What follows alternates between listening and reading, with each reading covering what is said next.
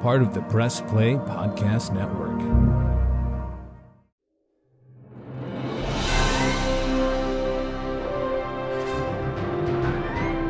Here we go. It is time. We got the Fanfare podcast going. We got the voice recording memos, JD. We got the jigsaw puzzle pieces. It's time for Saw right here on the Fanfare podcast. JD Hyman with me, host of the Hyman podcast. JD, let's play a little game. What's up, man? Oh my gosh, Chase, your enthusiasm is like through the roof right now. Dude, it is the best time of year. We have everything awesome in front of us. We have Halloween right around the corner, and then it's Thanksgiving, and then it's Christmas, and then it's New Year's, and then it's cold. And it's just great. This is the best. How are you not excited about everything right now? I am excited, but like I wasn't on speed today. Jeez. I'm not on speed either. I'm just excited to talk with you and record. It's been a minute. Tonight, we're going to be recording an episode covering the 2004 horror film classic Saw, which is fitting because Halloween is right around the corner. But today, and this is crazy just how this works. I had seriously no clue. Today, born on October 26th, 1962, Cary Elwes, the star of this movie. It's his birthday day. He turned 62. So happy birthday, Cary. What better? There's a bunch of better movies he could have recorded for his career, but this is so cool. Before JD, do you have a favorite Cary Elwes role? I don't actually. Okay, what is he known for? Okay, so that's a great question. He's known for 133 things on IMDb. This dude works. He puts in the work.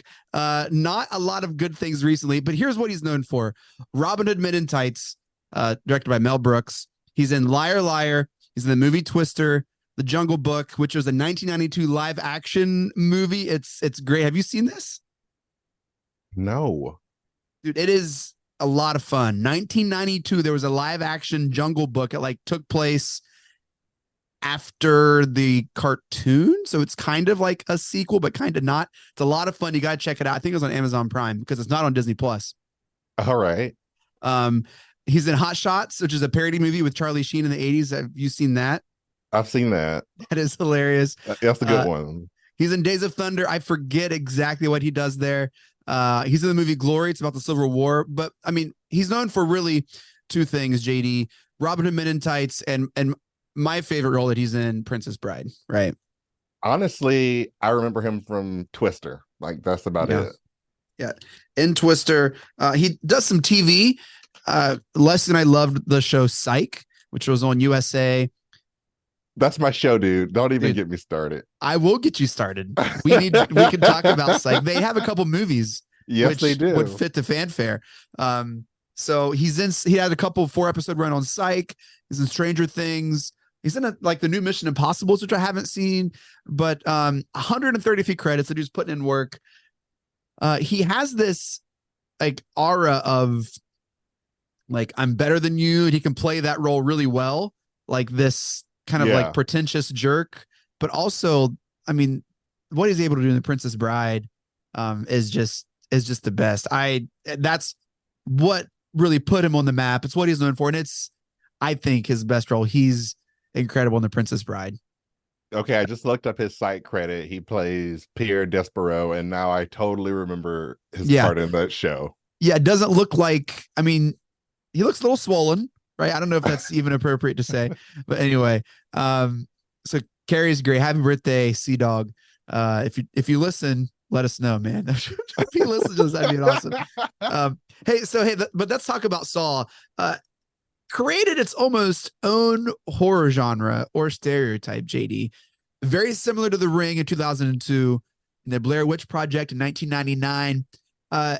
This was a renaissance of horror movies at the end of the millennium, the start of the new millennium. The Ring, Blair Witch, and Saw, very unique horror movies that all kind of created their own path in this genre. Do you have a favorite one of those three between The Ring, the Blair Witch Project, and Saw in 2004? I'm gonna have to go with the Blair Witch on this, and I think you bring up an interesting point. When this film came out, this was there was a lot of change in the horror movie genre. Yeah. This is before, all the remakes and all the reboots. This was like a lot of horror movies that came out around this time were like trying to do their own thing and Yeah. have their own footing. And this was like right in the middle of all of that. So I think that's kind of what sets this film apart from, a lot of stuff that you see today. In a span of 9 years, I'm going to read you these movies. All right. The Blair Witch kind of kicked things off in 1999. All right. Then you had Final Destination in 2000. In 2002, we had The Ring and the Mothman Prophecies. Super fun. 2002, also, we saw 28 Days Later. So now the zombies are getting back in, right? In 2004, Insane. 2004, we had The Grudge. Right? The Grudge. We had Saw 2004, 2005. Immediately, they're like, oh, we're making a Saw 2. Saw 2, 2005.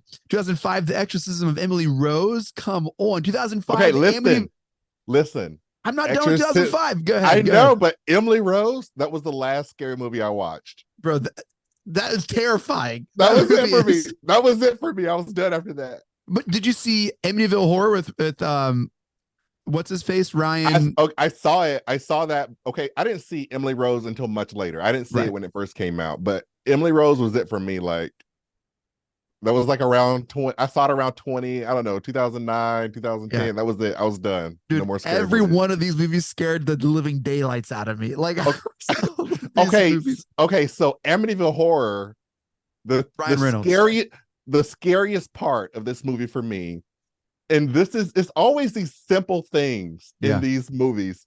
And the scariest part was when the little girl is playing with this little doll. Yes. And the preacher comes up and he's like, where'd you find that doll? And they were like, it was in the house or something to that effect. And he was like, I buried that little girl with that doll. Yeah.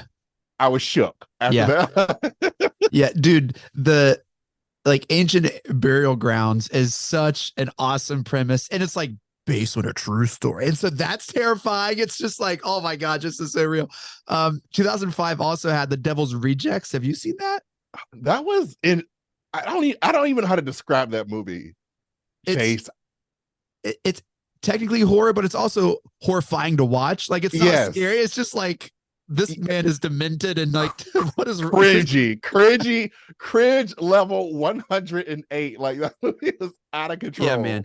And then I kind of bookended this. This is just an incredible decade of horror here. I mean, talk about like genre defining, like era defining. 2008 also kind of had Cloverfield, which is wait. Did you mention The Strangers already? I did not mention The Strangers. When was that? That was. I feel like that was like in this area. It might have been. I'm not familiar with The Strangers, so I'm not sure. You're looking it up right now. Do I need to add that to my list? Okay, it was 2008. Yes, you do need to watch The Strangers. Okay, well I'll watch The Strangers. You got to watch. It's got Liv Tyler and Scott Speedman. You've got to watch The Strangers. Okay, you watch Jungle Book for 92, and I'll watch The Strangers. I'm gonna write that down. But in 2008, we also saw Cloverfield, which was this combination of monster movie, like handheld, I'm gonna record it, you don't know, like destruction, kind of also launch its own kind of like, oh, it's a new era of horror. Yeah. From Blair Witch, we saw Paranormal Activity, which was a lot of fun, kind of after 2008. But this kind of like 99 to 2005, 2008 was just such a good time for horror movies, JD. It was incredible. It was right in the middle of that. It was a great time for horror movies. I mean, sans Emily Rose, like, I was having a great time with these types of movies up until, I almost passed away trying to watch Emily Rose. Like, do you consider thriller horror? Because there's a movie that came out in 2002 called Signs with Mel Gibson and Joaquin Phoenix, which scared the crap out of me. It was scary, but it wasn't. I don't think horror. It was meant to be a horror movie. It was just thrillers are I love thrillers, but Yeah. like some of them, you know, I don't know. Some of them do have some scariness to them, but I'm not usually afraid of like thrillers. Yeah. And I think that's why Cloverfield, I bookended that because it's like a mix of all of that horror, thriller, like Yeah, pulling from a lot of, that was like a what that was yeah, that was thrillery. That wasn't really horror. And I was yeah. more concerned about like how they were going to get the next shot. Like I was focused on like the filming aspect the entire time. It wasn't I didn't even realize there was a monster in this thing because I'm like, how are they going to film the next scene? Like I I think after my past couple movie theater experiences, JD, I would have to take some type of like motion sickness pill going to Cloverfield now. Like we went and watched like the last Marvel movie, it wasn't Ant-Man, was it?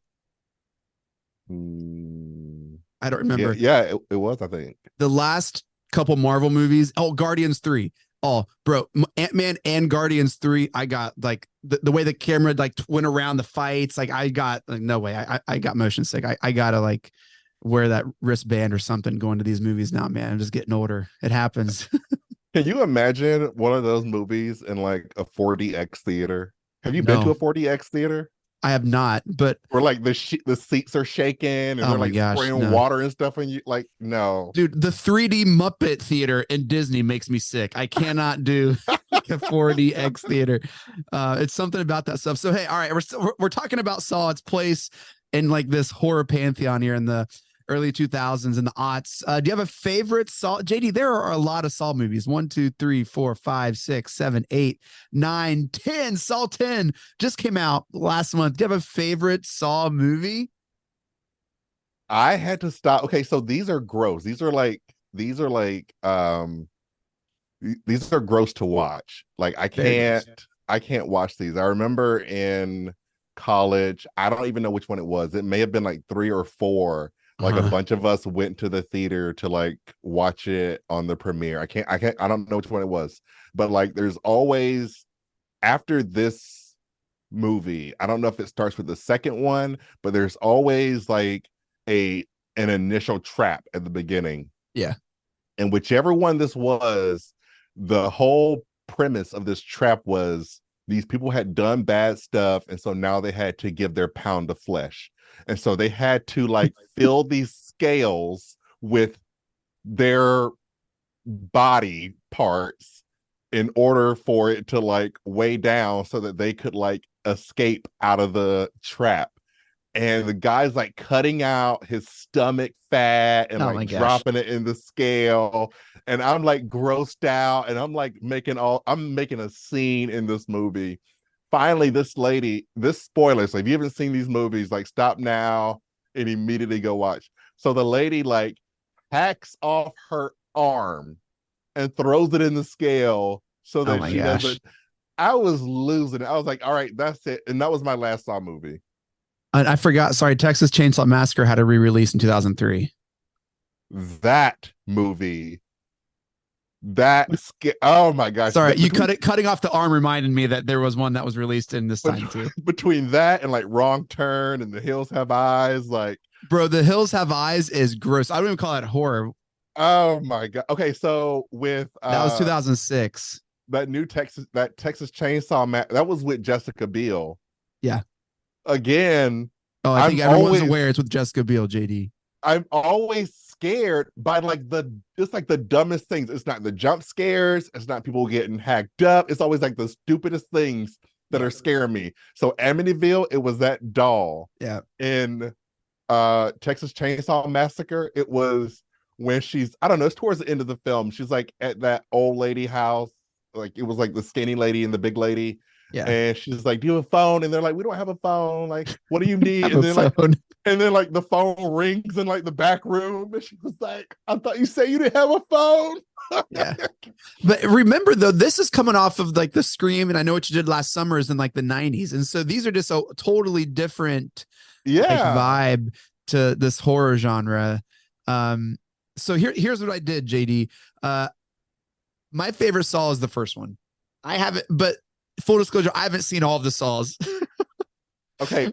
Of the ones I've seen, the second one is my Bro, favorite. the second one was so good. I don't want to like. I just want to.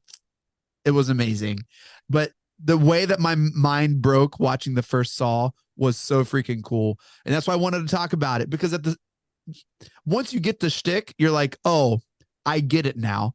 But Right. that shtick was so original and new when you saw it. You're like, oh my gosh, this guy is torturing people who don't appreciate life or who are twisted or who are like backwards or like who are taking advantage of other people, and they're like making them appreciate life. We're going to talk about that when we talk about Saw. But here's what I did. I have log lines for each of the 10 Saw movies. I just want to read out loud to kind of get a sense of where the franchise went. All right. And Saw 2, this is 2005. A detective and his team must rescue 8 people trapped in a factory by the twisted serial killer known as Jigsaw. And that movie kicked butt. Oh my gosh, that movie was awesome. Real quick, I immediately bought the DVD of this movie because the packaging was also unique. It was a clear package. You could see like the saw blade in the middle, but you just had 2 fingers sticking up to denote that it was Saw 2. And like the fingernails were like peeled back and the hands like all acid burn or whatever. And it just looked so cool. So I had to have it, man. I was like, I got to get that. I have it right now.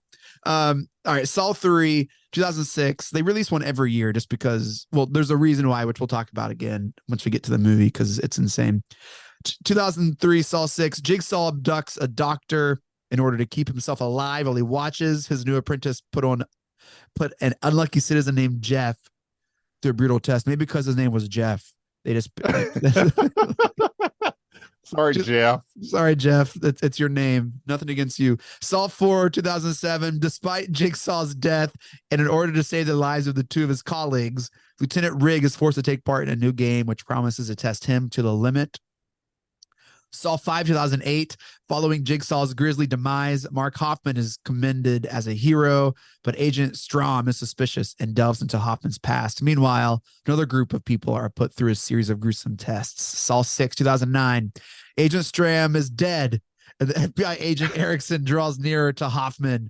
Meanwhile, a pair of insurance executives find themselves in another game set by Jigsaw.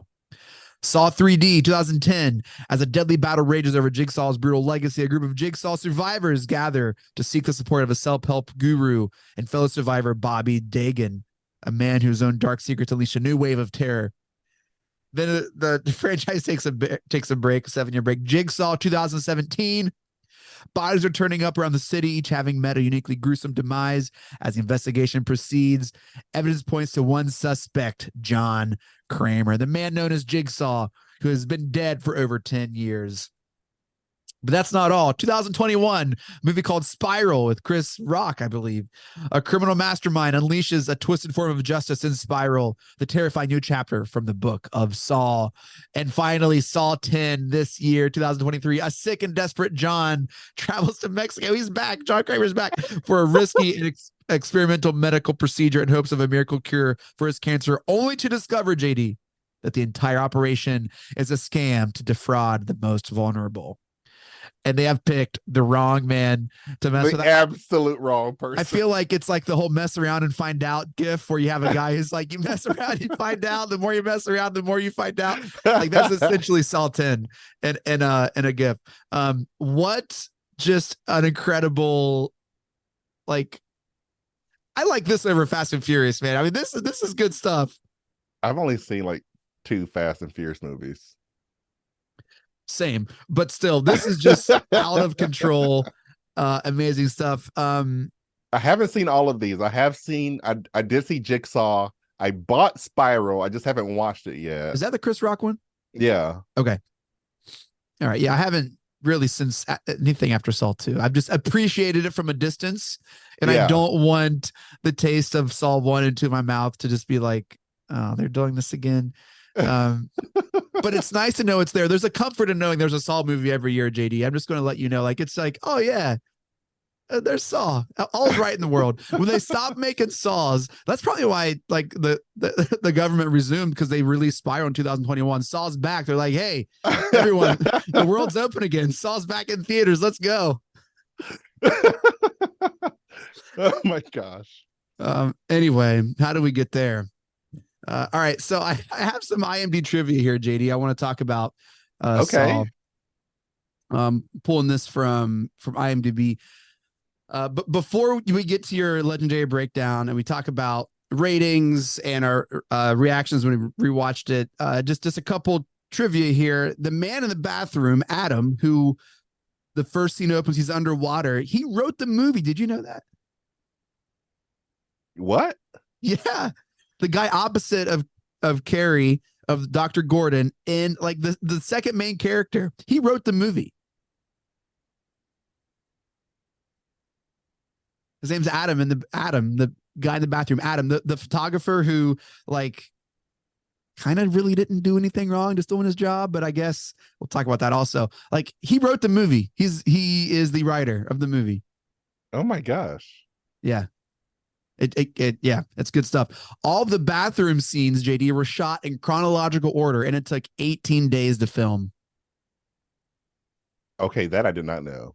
Yep. It took 18 days to film. The BBC says this is one of the most profitable horror movies of all time. Of all time. Because of the cheap production costs and how much it made in the theater. One of the most profitable horror movies of all time, which again spawned 9 sequels, which is just a testament to not only how much money it made, but how just genre breaking this movie was. The jigsaw puppet used in the movie was completely made from scratch by the film's director, James Wan. And that's why it looks like a 6th grade science fair project robot. That's why it's terrifying too. Like this paper mache, like coat hanger wire bot. Like it is terrifying. It definitely looks like a 6th grade art project. Yeah. Danny Glover, the cop, filmed all of his scenes in 2 days, which if you watch it, checks out. Like that dude just like, got in and got out. He's just like I have so many issues with this movie, like on the rewatch. Yeah, I do too. Originally this was NC-17, and they took out scenes of Amanda shifting and cutting through intestines to get the key to her bear cage to bring it down to R. They're like, They did. Wait, that is in the movie. there was more.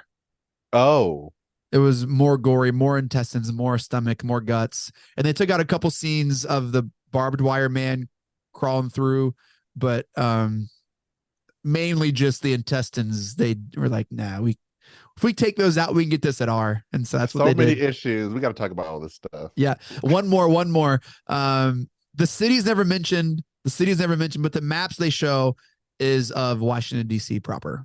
It's the maps of DC, which I want to talk about that as well, because it's a whole aesthetic.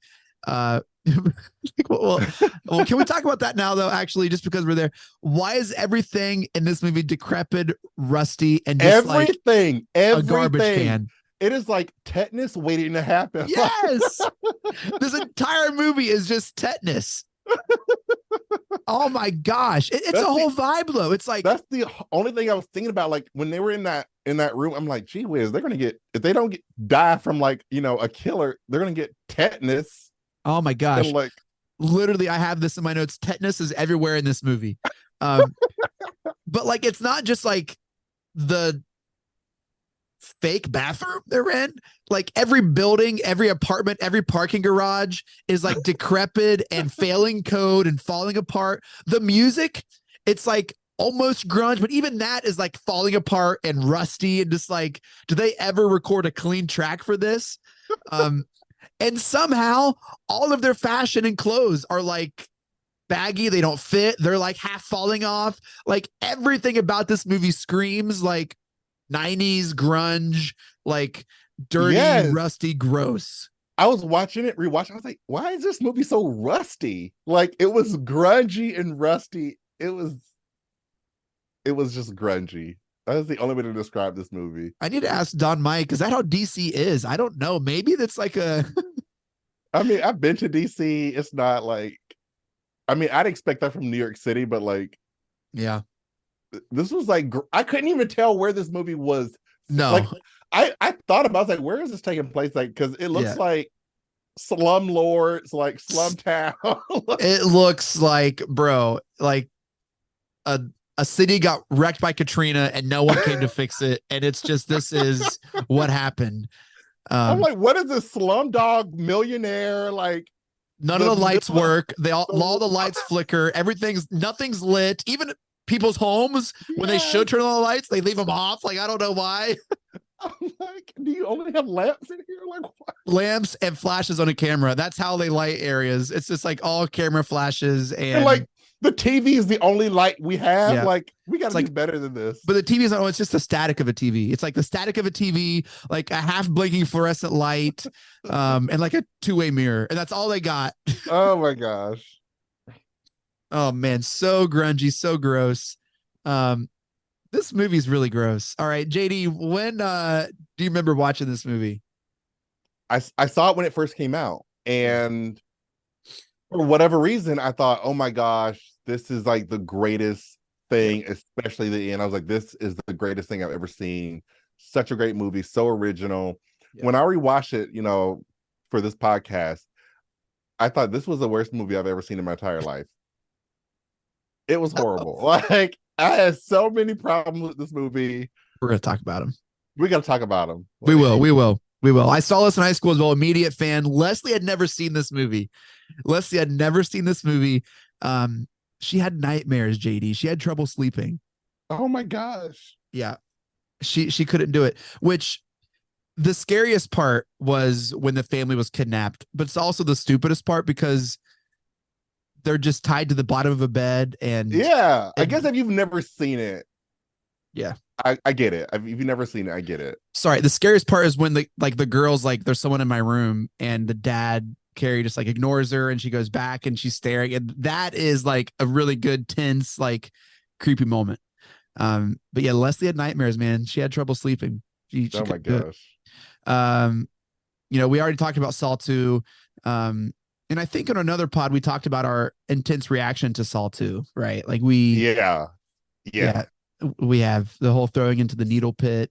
Swimming pool of syringes. Yeah. I will never forget that. I'll never Saw forget 2 it. took Saw and like, oh, now we have $1 million budget and we can like do things that we maybe wanted to do earlier. And yeah, I don't want to spoil Saw after that. All right, so we're gonna JD's gonna give us a breakdown of Saw. Spoilers, if you haven't watched Saw, as JD mentioned, stop listening seriously now, because we're gonna cover everything about the movie. It's on Amazon Prime, so check it out. It's 100 minutes, but it doesn't stop. It's so fun. And just enjoy it. JD, man, tell us about this movie, Saw. Okay, here we go. Saw is a 2004 American indie horror film directed by James Wan. This was Wan's feature film directorial debut. It was written by Leigh Whannell. It was the first installment of the Saw film franchise, which stars Cary Elwes, Danny Glover, Monica Potter, Michael Emerson, and Ken Leung. The film was produced by Greg Hoffman, Oren Cullis, and Mark Berg under the auspices of Twisted Pictures and distributed by Lionsgate Films, and made its theatrical debut on October 29th, 2004, after an initial release at Sundance 10 months earlier. The film made an encore release 10 years later on Halloween of 2014. Against a $1.2 million budget, the film brought in a whopping $103.9 million, making it a box office success. It was the most profitable film behind Scream. While the film garnered mixed reviews and a 10% rating on Rotten Tomatoes, it was the launching pad for 9 additional films, with the most recent releasing September 29, 2023. In the film, 2 men wake up in a dilapidated room chained to pipes. Adam, a photographer, and Dr. Lawrence Gordon, an oncologist. The 2 men discover tapes on their person. Adam's instructing him to survive, and Dr. Gordon's instructing him to kill Adam to save his family's lives. As the 2 men realize they've been trapped by a sadistic serial killer named Jigsaw and must complete his perverse puzzle in order to survive. On the other side, 2 detectives, played by Danny Glover and Ken Leung, try and track down Jigsaw before he kills again. The film ends with one of the biggest twists of any film and of its time, and the rest is history. from Lionsgate Home Entertainment. This is Saw. Dude, that's the best. It's The best incredible. thing was the fact that this movie was done on a $1.2 million budget. Yep. And brought in $103 million. And that's why there's 9 of them. And that is why there's 9 of them. Dude, that's the best, man. I love when you do that. Thank you, JD, for that. Thank you. Currently, Saw 1. Saw is rated 7.6 out of 10 stars on IMDb, 3.6 out of 5 stars on Letterboxd, and we'll see what happens, what grade it gets here on the fanfare, JD. I'm excited. So rewatch reactions. You weren't a fan on the rewatch. Tell us why. I don't know. Okay, so I think it was a combination of Tetanus City, and there were those scenes where they would show people in the traps, and it was like that mad camera shake, like Michael J. Fox was like part of the film crew or something. Oh my gosh, no, JD. Oh my gosh.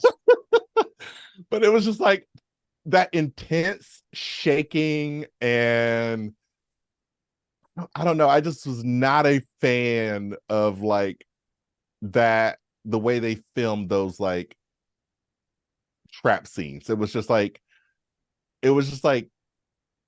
sensory overload in those situations.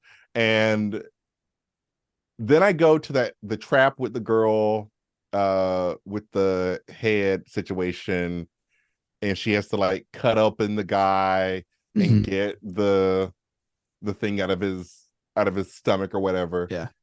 He says that the thing is in the guy's stomach. He says that.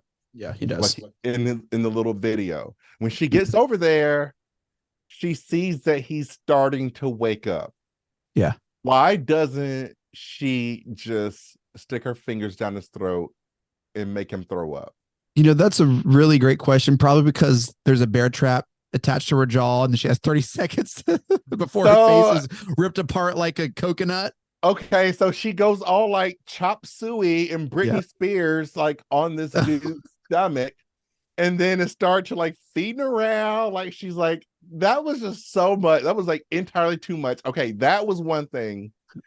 And then the scene where Danny Glover gets his throat slit, and he's still like walking around, like living his best life. Like that scene is wild, bro. Like nothing happened. He's like chasing this guy down with a slit throat, and I'm like, you've got to be kidding me. Like, if a throat is that slit where it like changes how you talk, then you're gonna die.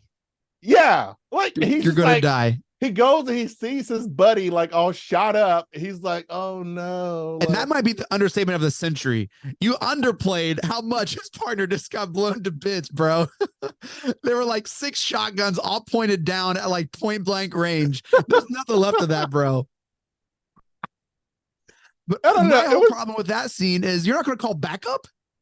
No, like nobody does. He just doesn't do anything. He just stares at like, oh no. Or the guy... So there was like, a guy that they saved. Okay. This is the thing, though. He gets his throat slit.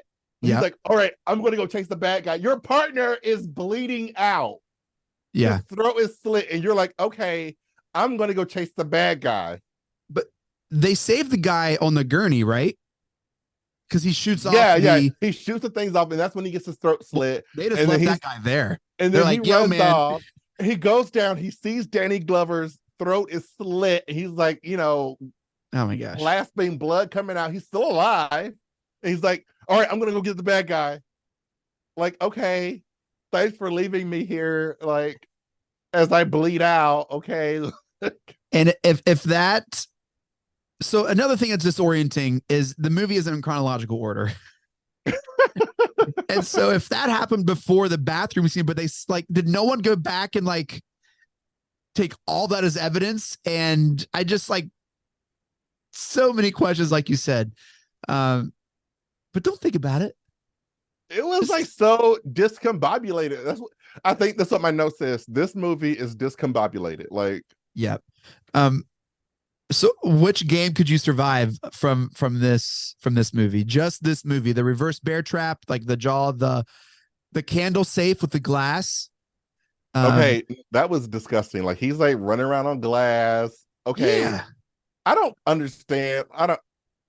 Was it? I don't get it. I don't get that whole thing was just that was messy. Like, how is he going to find a like 6-digit like locker room combination on a room full Right, of like 700 numbers? Just like any. right.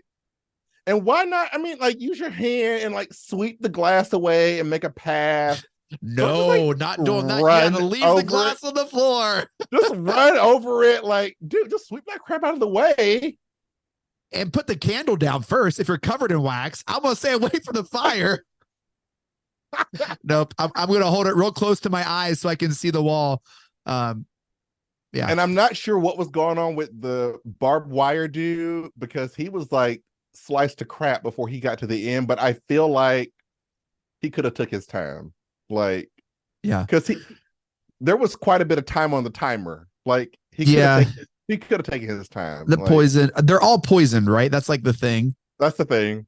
They're all poisoned. Everyone has an antidote that you have to sacrifice something. You know what cracked me up, JD? How many times guys in the bathroom were throwing things across the room?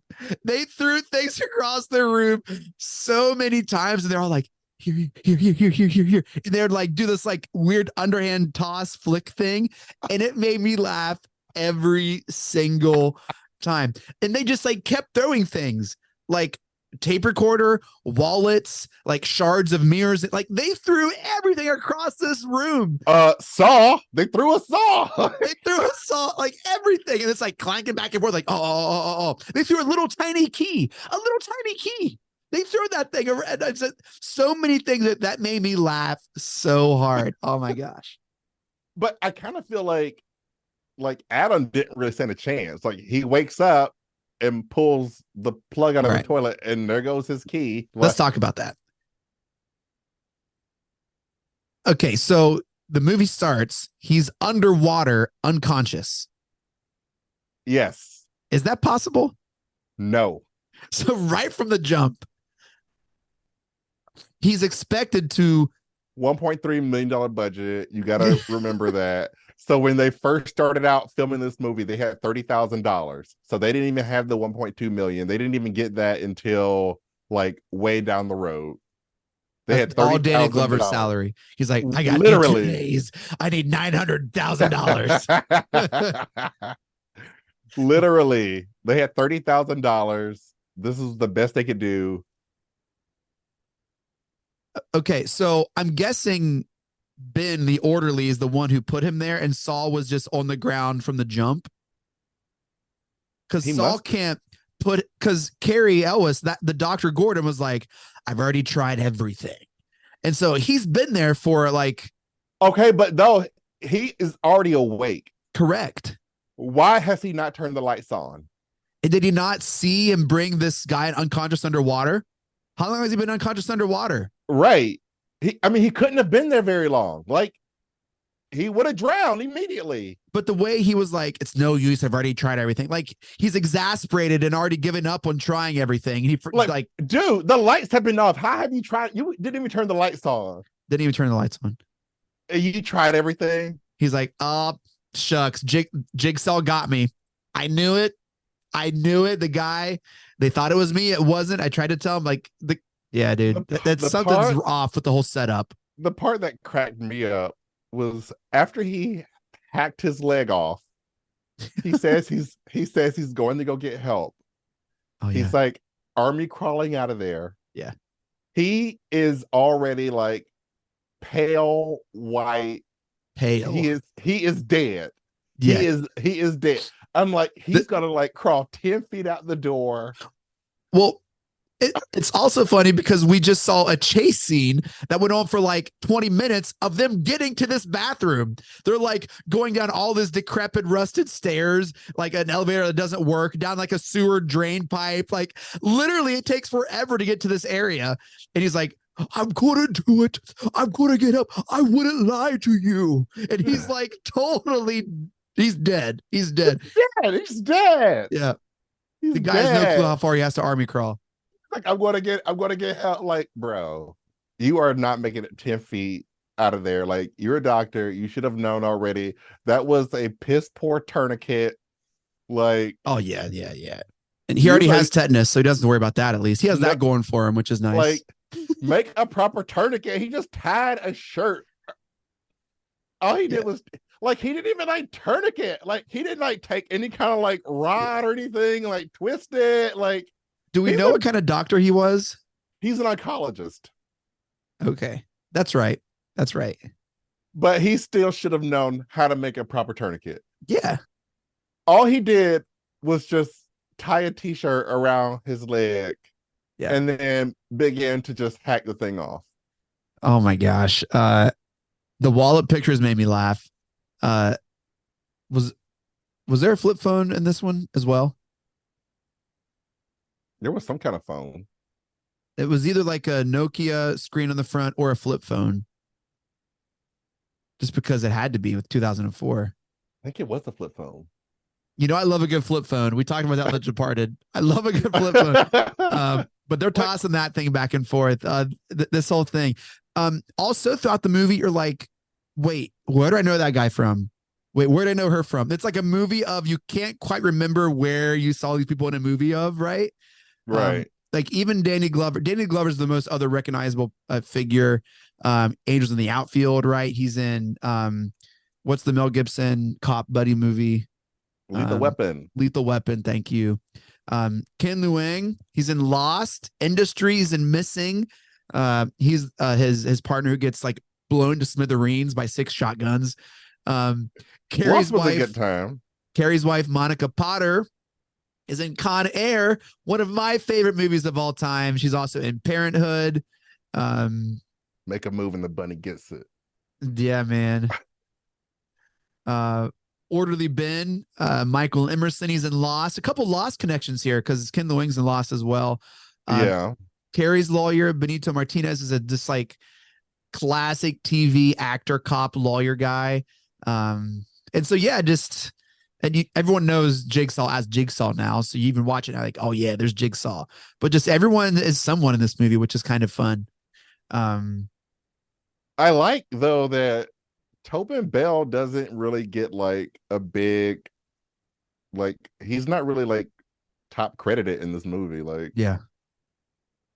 he's like an extra almost. Yeah. Yeah, it's crazy. You mentioned a couple things that drove you crazy. They were kind of giving you a history of Jigsaw, and they're like, but he's never actually committed murder. And that's the thing. Like, they're acting like even if they caught him, they couldn't stick him to anything because Right. because he's not actually doing it. He's not the one. They're doing it to the murder. themselves. Like, oh my gosh. That makes zero sense to me. I'm not a cop, so I can't speak to that, but it just seems like, dude, the rules are different in Tetanus City. Like, Tetanus City. Yeah, dude. It's like the Purge, but like a way around the Purge is right. They're like, hey, our hands are tied here. He's not the one doing it. He's not the one. Our hands are tied. Our hands are tied. Oh my gosh, this movie is out of control. Like, how do they even know who they're looking for? Like, well, because when they find people somehow, there's always like this memo or video, and then he takes a jigsaw of skin from them, I guess. Okay, another thing that really annoyed me was Danny Glover's like murder wall. Everything up there looked like it had been through the recycling bin and then into the washer and dryer. I'm like, bro, where are you getting these newspaper clippings? Like, out of the trash can? Like, everything's balled up. Like, well, it was the jankiest murder wall. He's like in there mumbling to himself. I'm like, bro, that's the Rust City Gazette. You leave them alone. They are a respected publication. But no, I think the movie was like, wait, is Danny Glover Jigsaw? Wait, is Carrie Elwes Jigsaw? Wait, is this orderly been acting on his own? Like, which makes the whole guy in the middle of the bathroom stand up like, whoa, we never saw that coming. Like, I think they're trying to portray him as like literally insane. Okay, well, I don't think he is insane. I mean, he is, but he's not Jigsaw. He's not Jigsaw. I didn't know when you Okay, get slit your throat, you also can't shoot at all. Like somehow, no, like his aim is completely gone as well. gone. Like he's lost too much blood. Like he can't see anything. Vision's blurry. He's like brink of death. Like, Yeah, but what about the premise behind the traps? yeah, People who yeah, like didn't value life, and yeah, now you've put them in a reverse bear trap, like yeah. grill Like buster. drug addict. So that this is what's watching that with Leslie. The moment she saw that this person survived, she's like, "Oh, she has survivor's guilt, and she's going to like help Jigsaw in the future," which I guess she ends up doing in like Yes. these later Saw movies. But she called it out like immediately, Oh, that's um, crazy. which I I didn't even didn't. think I didn't either. I'm like, Well, she's a counselor, so she's like, "Oh, I did. This is classic." Like, there's got to be that one person who like survives like one of the traps, though. So it was like yeah, a gift. But then when they showed her, she looked like Joker with that like bruised up is she the mouth. chick from Smile? I don't, wait, is she? I don't think so. Dude, that I've not seen Smile, but that is a creepy like trailer, man. It is. I love it. Um, yeah, so the premises of the traps, I don't even remember now. One guy just like overweight. I forget what his. Yeah, I gosh, and just because it's cheap, like the audio isn't like the best like mixed either. Like sometimes the background music is too grungy, you can't hear what's going on. A lot of times you're getting like plot from a video, a VHS video played on your movie. Like you're getting like like you're trying to like understand what a VHS pour. It's like imagine a DVD showing a video of a movie you watched in third grade on a third grade TV cart. Like that's what we're like trying to understand what Jigsaw's doing. So that doesn't make sense. But the two main characters, right? Dr. Gordon cheating on his wife, and this other guy, Lee, right? Is that his name? No, Adam. Adam, sorry, Lee. Yeah, Adam. Um, he's in there because why? I have He's no idea. infringing on people's privacy. So I thought about this. Here's what I think. I think when this came out in 2004, the paparazzi were like evil people.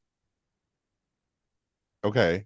And like tabloids, you talk about like all these magazines, like that's where people got their news. It was like the internet before the internet became a thing. And it was like the internet refreshed every week when these magazines were released. And they were not good people. And I think he's portrayed as like a paparazzi type figure. I don't know. I just thought it was dumb that he was in there. I mean, he's annoying as heck, dude. He's like, oh my gosh. I think that so was like one of the annoying. biggest. I was like, this dude is like a wino. Like, take that bullet and just like end his suffering. Like he was annoying me to no end. So like I understood why he was there once I heard him talk. But I didn't understand why he was there because of you guys just trying to get through life, man. He's on the grind. He's like, I'll take your weird job, Danny Glover, who can't talk, like to follow this guy. Like that's who got him there. Was Danny Glover hired him to tail Dr. Gordon? Oh my gosh, I didn't realize that. Yes. Oh my gosh. So was he? So why would you? Why? He was a freelance photographer doing his job. He follows people. He gets like hired by like couples or people to like spy on people because they don't trust. And Danny Glover in his craziness hired him to tail Dr. Gordon. What is he doing wrong? Nothing. I guess not living up to his potential or whatever. He's like, dude, let him live. Okay, you got to recognize $1.2 million budget. You know, yeah. They did not put a whole lot of thought into any of this. Also, as annoying as he was, he also wrote it. So yeah, that says everything right there. Yeah. Like, Yeah. he was annoying. He wrote it. He wrote it annoyingly. Like, Yep. it says it all right there. Like, Yep. Dr. Gordon, so whiny, so pitiful, just like a super douchebag, dude. they're Oh my gosh. they're all so pathetic. Like, Very pathetic. Very pathetic. His family, when they were kidnapped, that was terrifying. When the daughter tied, like when she was in the room and the lights were out, she's like, someone's there, and she's staring. That was terrifying. But come on, kidnapped, tied to a bed. It's not hard to move. no. Not hard to move. Don't touch my daughter. Like, he's got a gun, like, to the little girl. She's like, lady, what are you gonna do? Like, Yeah. And then when they like break the glass and Yeah. have this revelation that there's like a two-way mirror. Yeah. Like, oh no. Why like, wouldn't you also throw to break that mirror? Like just break it. Just you see it, break it. So I think and we're kind of going here to like best scenes, like that abduction of his family. I think is one of the best, just like legit scenes of the movie. It's kids are creepy. One of the scariest scenes is like at night. But you know what? Like wasn't a best scene of the movie when he's like holding the gun up to the kid, but you can hear the kid's heartbeat for no reason. He like holds it up and like you hear like a regular heartbeat, and then he brings it close, and then like you hear a heartbeat. Like, why is that in the movie? Like, what is the point of that? Just to show this guy's sick? I don't know.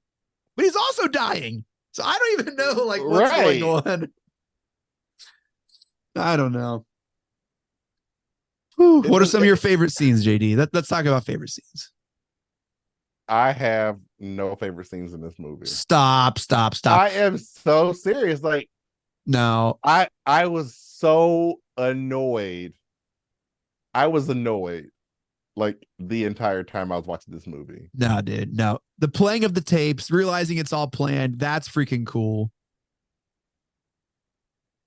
Like, that's cool. The first time seeing the jigsaw puppet, that's freaking cool, man. The raid of creepy. That was creepy. The raid of Jigsaw HQ in Rust City, like as much as it doesn't make sense, that was freaking cool, man. And the like raining shotgun shells, dude, that was freaking cool, man. Jigsaw HQ. Okay, this is the thing though. That guy is under that blanket and he's just being quiet. There's no blanket. It's just him and his undies and like fake blood. No, he's under a blanket, like some kind of like sheet. Oh, the guy in the HQ. I thought you were talking about Jigsaw in like the bathroom. Yeah, in HQ, he's just like under this blanket and he's just like still and quiet and like. That's true. He wasn't knocked out. He was just there. He was just there. Oh my gosh. Then all of a sudden he just like comes to like, what was that? You know, I'm thinking that's Jigsaw, bro.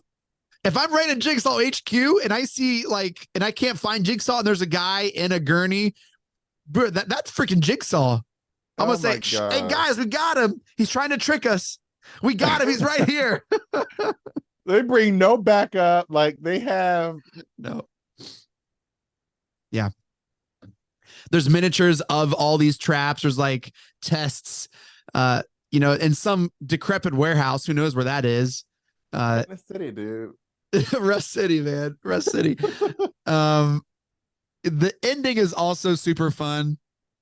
Cutting off the foot. That was.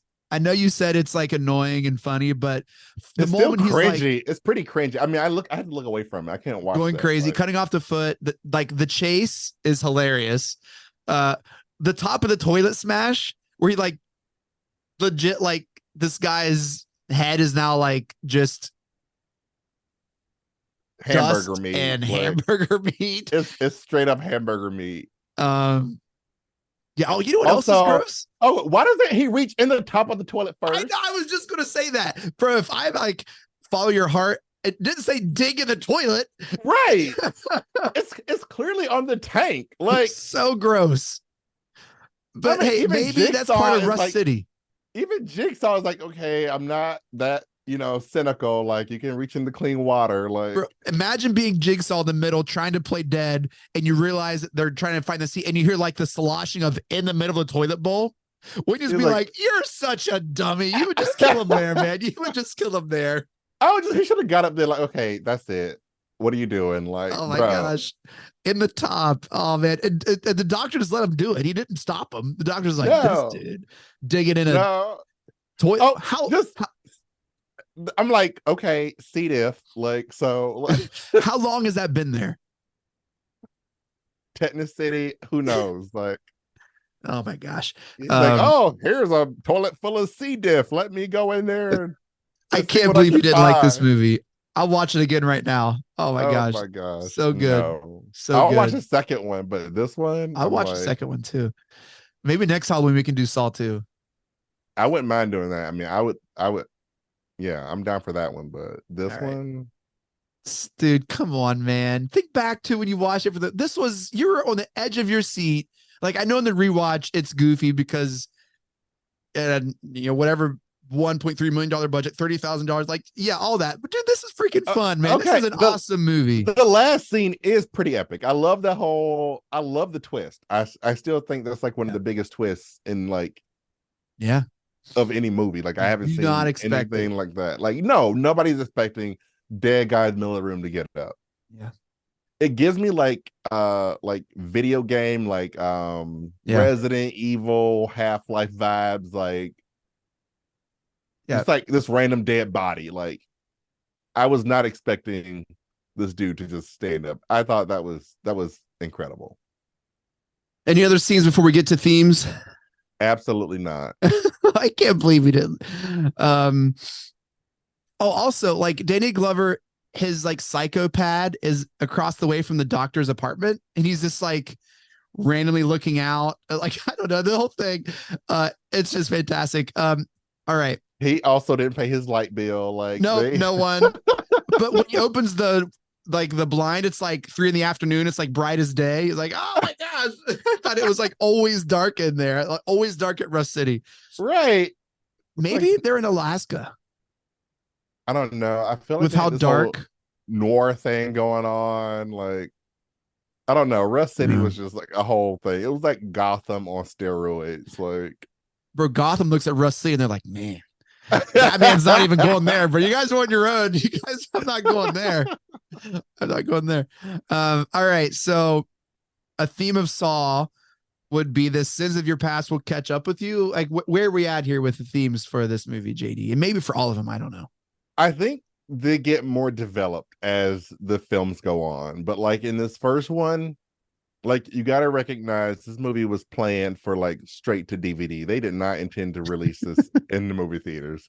I don't know if that's true. That's why they got Carrie and Danny. They got no, seriously, stars. it was originally planned to be really? like straight to video, yeah. And then they end up going to like Sundance and like becoming a big deal. So I don't think it was thought out. I think they had the premise there, like these people didn't appreciate life, and so that's why they end up in these traps. But like as the movies continue, like it definitely like hits on the health insurance system, the hospital care, like a bunch of things. It's definitely like way more developed like as the franchise goes on. But like in this particular one, like she's a meth addict or whatever she was, so let's put her in a jawbreaker or whatever that thing was like. But I think Jigsaw has a point of view about life. He's dying, and so he wants people to appreciate life because he's dying. So as I was thinking about this, JD, I made myself laugh. I don't do that a lot. I was trying to figure out ways to word the theme, right? And so I was like, don't take advantage of your life, appreciate the life you have, there's no gift like the present. And then I made myself laugh thinking, what if Jigsaw wrote all these special messages you see on throw pillows? What if a Jigsaw was just like working for Hobby Lobby and he gets so mad when people like don't listen? They're like, love your friends now or whatever. Like, call your mother. And he's like all upset that no one's doing all these things. Or like he worked for a Hallmark and he's like writing all these like thinking of you cards, and he just gets so mad when people, maybe someone just didn't send him like a thank you card, and he's just like, that's it, the world's gonna burn. I can definitely see Jigsaw, making like a platitude of the day calendar. Like, Oh my gosh, he's just Mr. Hallmark. It's Mr. Hallmark. Oh my gosh, Jigsaw platitudes. Like, just misunderstood. He just wants everyone to cuddle up around a good old Hallmark movie around the holiday. Well, hey, let's take a break. We're gonna come back with some grades. This is going to be fantastic. This is going to be good stuff. We're going to be grading. We're taking it to school. The Fanfare Podcast, talking about Saw. We'll be right back. Stick around. Thanks. Hey, this is JD from the Hyman Podcast, a place to have hard conversations revolving around the overall human experience. We tackle topics such as racism, the American justice system, and even headlining news such as the Alex Murdaugh saga. This season, we're going to continue to tackle more hard-hitting topics, and I'm excited to take you on that journey. The Hyman Podcast is available on Apple Podcasts, Spotify, or wherever you listen to your podcasts. The Hyman Podcast is produced in conjunction with the Hyman brand and is part of the Press Play Podcast Network. What's up, everyone? Chase Smith here, host of the Chase Smith Podcast, and my podcast reflects who I am. My hobbies, my interests, my passions, my curiosities, my careers, my questions, and my family. I'll spend time talking about all types of sports, movies, TV shows, trending news stories, and other cultural events, and even faith. This is who I am, and I hope I can get to know you as well. Join me on the Chase Smith Podcast, and let's have some thought-provoking conversations, only on the Press Play Podcast Network. Welcome, everyone, to Podcast 616, the official podcast of Earth 616. I am your host, Damon Royster, and I am inviting you to listen and subscribe to this Marvel Cinematic Universe podcast. On Podcast 616, we gather some of today's greatest comedians, writers, and actors to dive deep into all things Marvel, like comic book history and lore, all the interconnected superhero storylines, and of course, who's hot and who's not in the MCU. Honestly, why aren't you listening right now? You have the power to listen to Podcast 616. And as we always say, with great power comes even greater responsibility. Listen and subscribe to Podcast 616 wherever you get your podcasts. Hello, Brooks here with the Books with Brooks monthly book club podcast. Here's how Books with Brooks works. We read one book a month, and then we talk about it. Classics like Stephen King's The Shining, debut novels like We Are the Brennans by Tracy Lang, and tons of other compelling, life-changing stories, one book and 1 month at a time. So come read along with us, and then listen in. Hey everyone, this is Don Mike Mendoza, the host of Producing While Asian. Join us in Season 2 for more conversations with actors, artists, producers, and more from Broadway, Hollywood, and beyond, every other Wednesday on the Press Play Podcast Network. We are excited to announce that we are joining the Press Play Podcast Network. The Krypton Report podcast is dedicated to all things Superman, Supergirl, and the planet Krypton. We discuss movies, TV, game, comics, and all things DC. So join me, Tyler, with my co-host James and Jania. So join us as we explore DC's multiverse. Look for Krypton Report on all social media platforms. Woo, JD. We're talking about Saw. Time for some grades, man. Here's how this works. Yes. JD and I going to take Saw to school. We have 8 classes. We're going to give Saw a grade in, A through F on a scale, and then we're going to give it a GPA at the very end and see how it stacks up against the other movies we've fanfared. JD, categories are acting, talking about performance, main and supporting, star power, cinematography, audio, costume design, screenwriting, directing, and movie poster. Then we get an overall grade. All of that counts into the GPA. JD, first one, acting. We're talking about the performances of the main and supporting actors. I'm What do you going give? to do a B Interesting. Why? because I thought they were just very bland characters. Yeah. There was not really any like character development. As a matter of fact, I thought Danny Glover's character did a little bit of regression. Oh my gosh, I meant to mention this. One of my favorite tropes in movies is when a bunch of cops are leaving. They're like, "Hey, we're gonna go grab drinks. You want to come?" And he's like, "Nah, man, I want to keep working this case." It's one of like my favorite tropes. Like, hey man, we're all going out to celebrate. You want to come? Nah. I gotta hit the files again. I gotta read through the briefs or something that I missed. It's like one of my favorite tropes, man. It is a perfect scene. You gave acting a B. I'm gonna give it a C. I It never earned really it. moved by what anyone does, whether they're being kidnapped, tied to a bed. It was all very generic. It was very generic. Yeah, it was bland. It was just a little bit, it was bland. But I don't know, man. Like, I might give this a higher grade because I think acting in horror movies is different. Okay, but when you think about all the other horror movies you've seen, and I just watched I can't think of what it was called, but this did not move me. This could have put me to sleep, like in the The wrong best actor was situation. Jigsaw on the floor in the bathroom. That mug didn't move for a solid like I thought the best 12 actor hours. was the freaking doll. Like Uh, he had the most character development. Like you have to believe Adam, the other guy that didn't know Gordon until he revealed it. okay, why does he take the picture out of his wallet? See, it was just like, So that makes more sense once you realize he's been tailing him and he knows he's been cheating. Like this guy's acting like he cares about this. No, he's not telling me things that I know about him. So I'm gonna hold power. B. Be B. oh gosh. I'm gonna keep it in a C. I'm keeping it a C.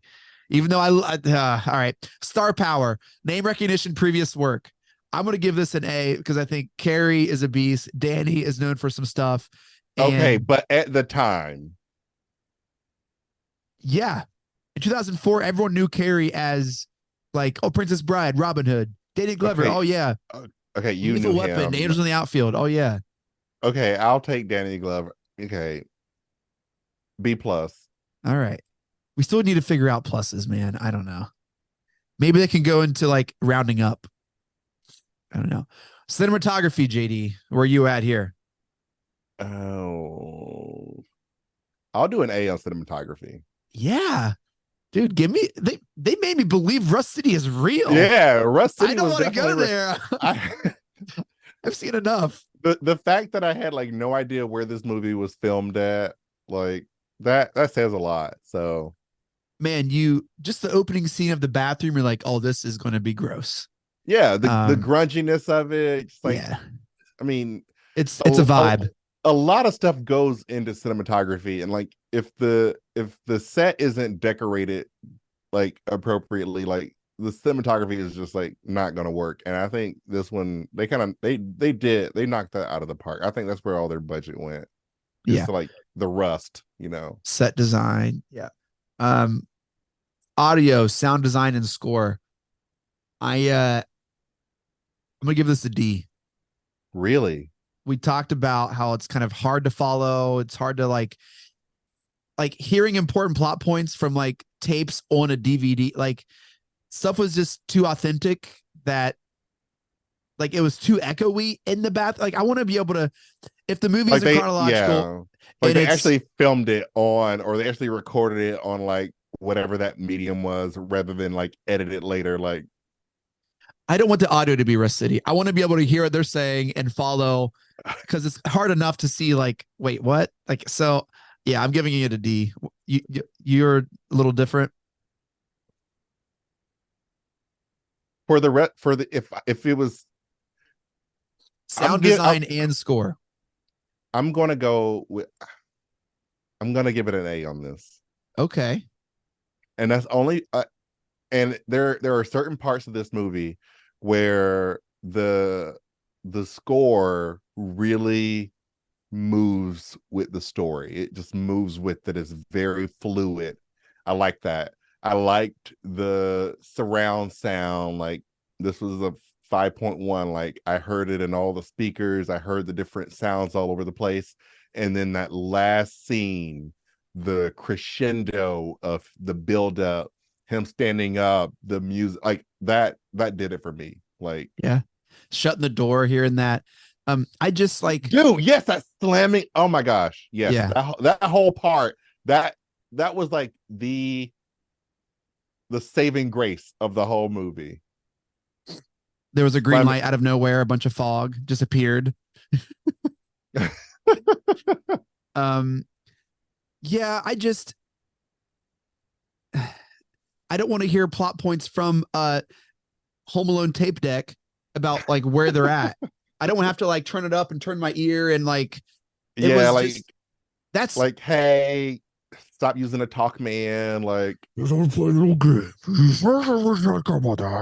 you don't want to know. Like, there's a poison in front of you. The antidote. Like, I just like do if it. that But was a maybe ransom, like you wouldn't know like what to do. Like, we yeah. don't know. Like, It's like, all right, I'm in this game. How do I play? Like, I'm the antidote. The antidote's there. Like, I don't want to take the poison thinking it's the antidote. Like, it's just like, it's got to be clear, Jigsaw. can you repeat the instructions, please? Yeah, Do you want to play a game? I don't know how to play the game. yeah, Like, yeah. He keeps repeating it. Costume design. uh, So I'll go. here's Go where I'm ahead. at.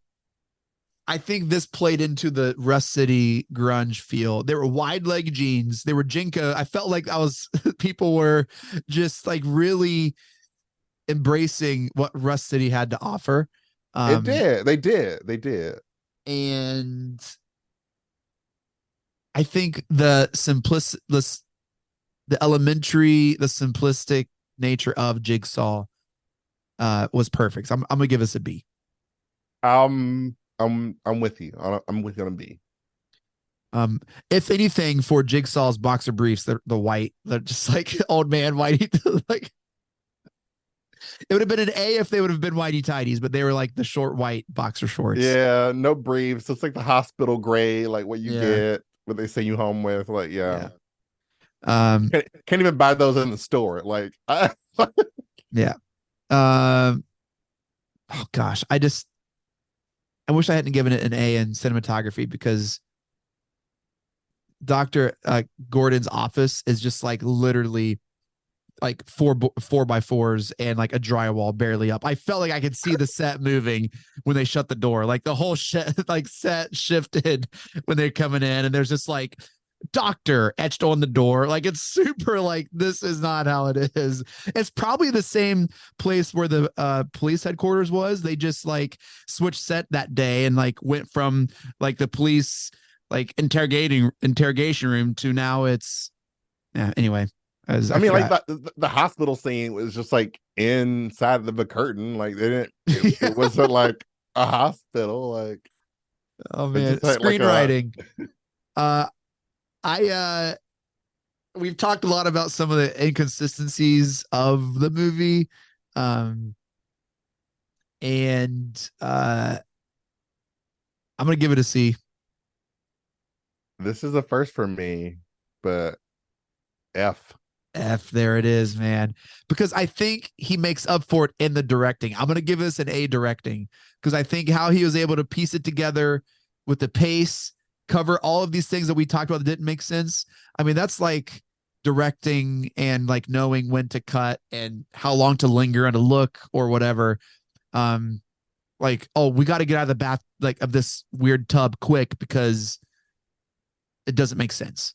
Right. Oh, we got to like show just enough for the guy on the floor so people forget about him. But at the end, an artistic choice in a gory movie not to show the orderly bin with his head beat in by a top of a toilet. We're not going to show that. We're just going to let you hear it, which might have, Because it was to your sound design. Like that's all directing. Okay, so F on writing. And for being his first feature film directing, I'm going to go B. B. Yeah. I'm going to change something. I'm going to give audio a C and my cinematography a B. I'm going to change that. Movie poster. A. Yeah, bro. Yeah. That's a solid poster. It is a solid poster. Like and like all they've like remade it like for different like DVD releases, and it's killer every time. Like killer every time. Hey, give us a few moments. We're going to tally up our GPAs and then we'll come back and let you know how we did. All right, here we are. So here's where we ended up. I gave the movie Saw 3 C's, 2 B's, and 3 A's. JD gave Saw 1 F, 4 B's, and 3 A's. That came out both JD to a 3.0 exactly. wow. On our scale of 3.0. This is higher than Crazy Stupid Love. What? Who both had us. I gave that a 2.75. You gave it a 2.875. I don't have in front of me what we gave Raiders. I'm sure that was like a 3.7. That was just incredible. I don't have Remember the Titans in front of me. The Departed, JD, I gave that a 3.5. You gave that a 3.75. And I don't have your John Hughes scores, but a 3.0 for Saw. Not too bad. That was pretty solid. Not too bad. Not too bad at all. JD, this was a ton of fun. It was. And if for any other reason, like this was one of the first ones that I rewatched that I had so many issues with, but I loved being able to dive into it and dissect it. So that was like, that was awesome. Promise me you never go to Rust City alone. Oh my gosh. I'm never going to Rust City. You don't have to worry about me going to Rust City alone because I'm never going to Rust City. Bro, because I would just bet if you went to Rust City at any way, shape, or form in a group, you're the black guy, you're going to die first. That's just it's going to happen, bro. And I don't make the rules at Rust City, but I just have a feeling it wouldn't be good for either of us. I would get shot. I would get a rated shotgun, and you, I don't know, man. I just don't have a good feeling about it for us, man. So I don't know. Out of Rust City. Danny Glover survived, so did he? I don't think he did. Because he was chasing. Oh no, he didn't. He didn't. Well, how did he die? He was shot, right? He was shot. Because they were chasing each other. He was shot by what's his face? The orderly Ben. Yeah. And then Ben got his head beat in. Yeah. Interesting. Oh, I don't think anyone does good in Rust City, to be honest. No. I mean, really, Jigsaw was the only person who came out clearly on top. Like 17 years later, he's still running around doing things, going to Mexico. Right. But I think that was like the most involved he was like in any of his traps. Like, oh, he uses his little minions. Bro, what's going on in Rust City? These people need to just like, I don't know, man. He's like, I'm tired of sitting on the sidelines. I want to be in the room when it happens. Yeah. Unbelievable. Well, thank you all so much for downloading and listening. I hope you guys had a lot of fun as much as we did listening and rewatching Saw. Shouts to the Press Play Podcast Network for making this possible. Make sure to follow us on Twitter. We always follow back. JD, we made it, man. We survived. We survived. Life. I appreciate life, and I appreciate life with you, man. I really do. Yeah, you better, or else you're going to end up one of these traps. Like. All right, man. Hey, have a good night. Have a good Halloween. See ya.